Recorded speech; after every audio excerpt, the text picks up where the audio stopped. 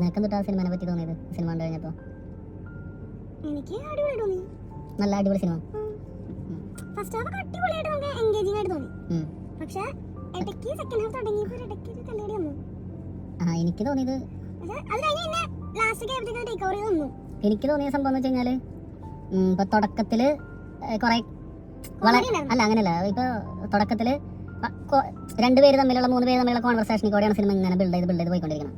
ഒരു വലിയൊരു വൈറ്റ് ഫ്രെയിമിലേക്ക് കുറെ ആളുകൾ കൂട്ടിയിട്ടുള്ള ഒരു വലിയൊരു പ്രൊഡക്ഷൻ പരിപാടിയിലേക്ക് അത് വന്നിട്ടില്ലേ. ആദ്യം ചെറിയ ഫോൺ വിളികള് അല്ലെങ്കിൽ സ്പ്ലിറ്റ് സീനൊക്കെ ഇട്ടിട്ട് അങ്ങോട്ടും ഇങ്ങോട്ടുള്ള കോൺവെർസേഷൻസ്, പിന്നെ ചെറിയ തമാശകള് കാര്യങ്ങളൊക്കെ ആയിട്ട് അത് ബിൽഡ് ചെയ്ത് വന്നേക്കാണ്. ഒരു ചെറിയ കഥയാണല്ലോ.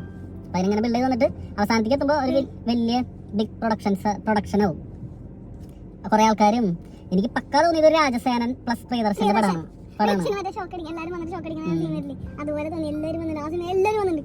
അതേപോലെ തന്നെ അതായത് സ്ലാപ്സ്റ്റിക്